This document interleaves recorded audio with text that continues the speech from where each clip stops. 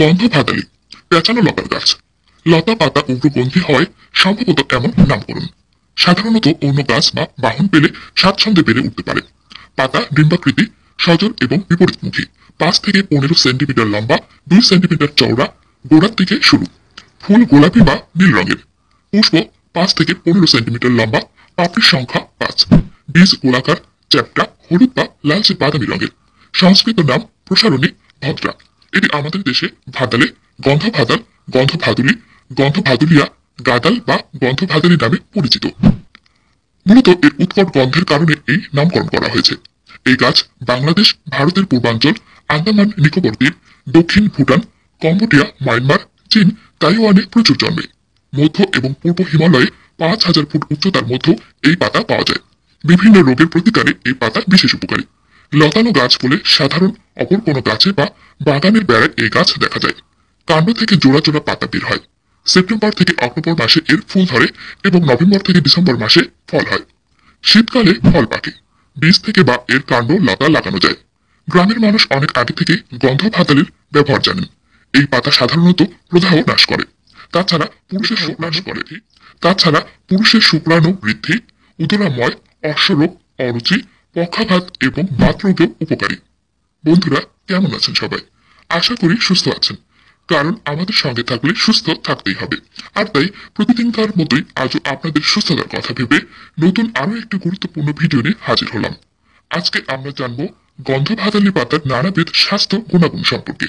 বন্ধুরা, যারা আজ প্রথম আমাদের ভিডিও দেখছেন তারা অবশ্যই আমাদের আগের প্রকাশিত ভিডিওগুলো দেখতে ভুলবেন না। আমাদের প্রতিটি ভিডিওই অনেক তথ্যবহুল এবং উপকারী। আর হ্যাঁ, পরে হয়তো লাইক দিতে ভুলে যেতে পারেন, তাই এখনই লাইকটা দিয়ে ফেলুন। ও আর হ্যাঁ, আপনাদের এলাকাতে এই পাতাকে কি নামে ডাকা হয় কমেন্টে জানাতে ভুলবেন না। তো বন্ধুরা, চলুন জেনে আসি গন্ধ ভাতালি পাতার উপকারিতা ও স্বাস্থ্য গুণাগুণ সম্পর্কে। আমাশয় নিরাময়। আমাশয় বা ডিসেন্ট্রি বলতে সাধারণভাবে যা বোঝায়, অ্যামিবা এবং সিগেলা নামের এক ধরনের ব্যাকটেরিয়া দ্বারা মানব দেহের পরিপাক তন্ত্রে বাসা বেঁধে যে ঘা বা ইনফেকশন হয় তাকেই আমাশয় বলে। পেটে কামড়ানো সহ মলের সাথে পিচ্ছিল আম অথবা শ্লেষা যুক্ত রক্ত যাওয়াকে আমাশয় বা ডিসেন্ট্রি বলা হয়। ডিসেন্ট্রি বা আমাশয় অত্যন্ত প্রচলিত একটি রোগ। এই রোগের আক্রান্ত হয়নি এমন মানুষ খুঁজে পাওয়া মুশকিল। তবে কারো কারো বেলায় দীর্ঘমেয়াদী হয়। কেউ কেউ মনে করে তার সারা জীবন ধরে আমাশয় হচ্ছে।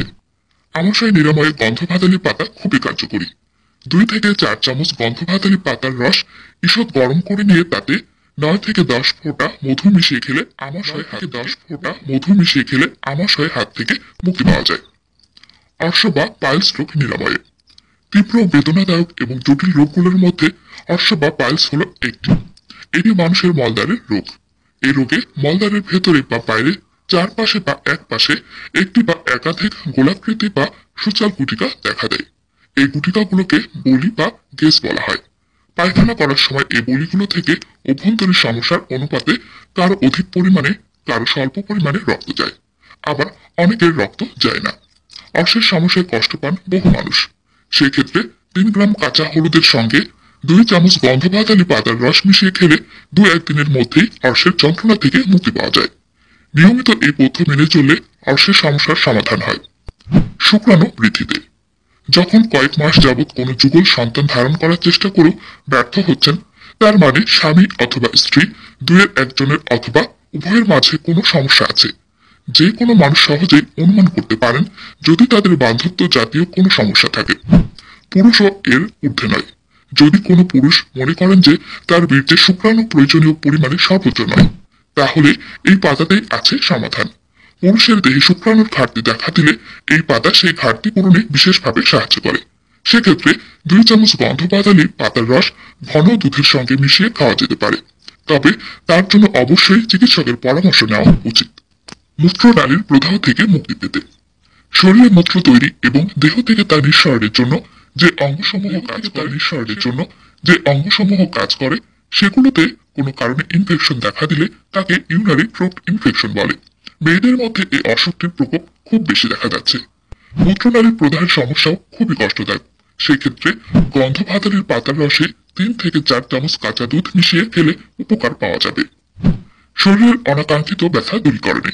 অনেক সময় দৈহিক পরিশ্রম বেশি হলে হাতে পায়ে শিরার সংকোচন ঘটে এবং তা তীব্র যন্ত্রণার সৃষ্টি করে। এই সমস্যারও সমাধান করতে পারে এই পাতা। সেক্ষেত্রে গন্ধভাতালি পাতা বেটে তা তিলের তেল সঙ্গে মিশিয়ে সারা শরীরে মালিশ করলে আরাম পাওয়া যায়। বাতের ব্যথা থেকে মুক্তি। বার্ধক্যজনিত বাতের ব্যথায় আক্রান্ত হন প্রচুর মানুষ। এই রোগটি অল্প বয়সী মানুষের মধ্যেও দেখা যাচ্ছে। শীতকালে কায়িক শ্রম কমে যাওয়ায় রোগটির তীব্রতা বাড়ে।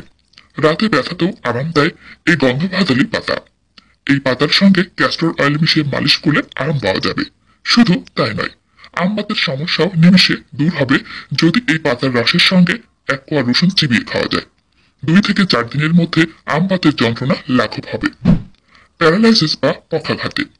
শরীরের কোনো অঙ্গের অথবা অর্ধাঙ্গের স্থানিক অথবা সার্বাঙ্গিক স্নায়ুর সঞ্চালন কিংবা বোধ শক্তির অথবা এককালে উভয় শক্তির ক্ষমতা লোপ হলে তাকে প্যারালাইসিস বা পক্ষাঘাত বলে।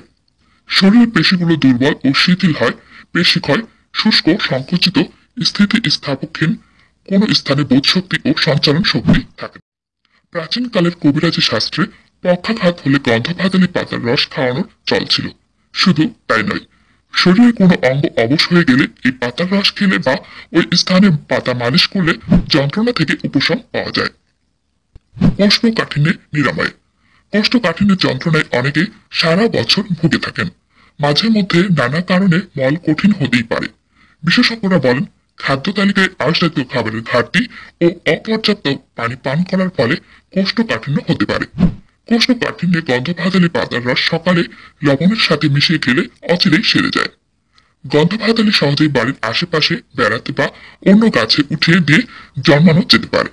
শীতের শেষ বা বসন্তের প্রথম পর্যায়ে লতার গোড়ার দিকে নতুন কুড়ি গজায় এবং এগুলি কেটে লাগালে নতুন গাছের জন্ম হয়। গ্রাম বাংলার প্রতিটি বাড়ির আঙিনায় এ ধরনের 2-1টি গাছ থাকা বাঞ্ছনীয়। গন্ধভাতালি একটি অনেক উপকারী উদ্ভিদ। এর মধ্যে প্রচুর পরিমাণে ঔষধি গুণাগুণ রয়েছে। আমাদের সকলেরই উচিত সঠিকভাবে গন্ধভাতালির চাষ ও প্রয়োজন অনুযায়ী সেবন করা। বন্ধুরা, কেমন লাগলো আমাদের আজকের ভিডিও কমেন্টে জানাতে ভুলবেন না। আমাদের ভিডিও সম্পর্কে আপনাদের যে কোনো মতামত আমাদের পরবর্তী ভিডিওকে আরো ভালো করে তুলবে। সুতরাং আপনাদের কমেন্টের আশায় রইলাম। যে কোনো রোগে অবশ্যই ডাক্তারের শরণাপন্ন হন সবসময়। কোনো রোগকে ছোট করে দেখবেন না। যে কোনো রোগ সম্পর্কে জানতে এবং সচেতন থাকতে আমাদের ভিডিওগুলো নিয়মিত দেখুন। সুস্থ থাকুন সবসময়। যারা স্বাস্থ্য সচেতন, যারা নিজেকে ও পরিবারকে সুস্থ রাখতে চান, তারা সবসময় আমাদের সাথেই থাকুন। আমরা ভবিষ্যতে আপনাদের জন্য স্বাস্থ্য সম্পর্কিত আরো অনেক তথ্যবহুল ভিডিও প্রকাশ করতে যাচ্ছি। আশা করি এই ভিডিওটা তোমাদের খুব ভালো লেগেছে। আমি শিওর ভালো লেগেছে। তাই আরো দেখার জন্য